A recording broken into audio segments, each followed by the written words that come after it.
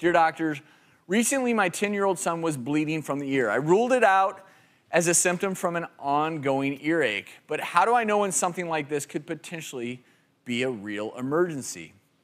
So another orifice that blood can come from. Exactly. And, you know, we see maybe blood coming out a little. It could be something simple like a little scratch or abrasion in the ear canal, maybe from a fingernail or your car keys if you're doing something you're not supposed to be doing. That should stop pretty quickly. And, but the most common reason to have gunk, whether it's bloody gunk or mucousy gunk, coming out of the ear is from a good old ear infection. What generally happens, middle ear, that's where the ear infection starts. The pressure builds up, builds up, builds up. The eardrum starts bulging out. It's very, very painful. The pressure builds and builds, and finally, the pressure gets relieved by popping a little hole through the eardrum.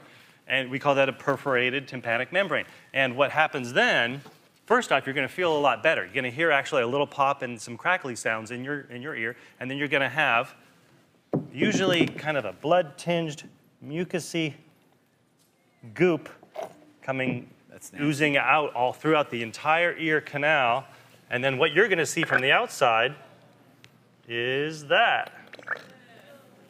And again, what you're seeing here is it's blood-tinged gobbledygook. It's not pure blood. Exactly. And it's, you know, it's going to look like mucus mixed with a nosebleed. And that's going to go on for a while. Now, as soon as I mention perforated eardrum, parents panicked. They thought, oh, that sounds really, really bad. It actually really isn't that big of a deal. It usually heals up within a couple of weeks. Not too bad. One thing you do want to do while you've got the hole is no swimming, no showers. You want to keep water out of the ear, because if water gets in the middle ear, that's no good. But in general, I think the takeaway here is a little bleeding from the ear, usually in and of itself, not something to worry about too much. It's a call to the doctor, not the ER.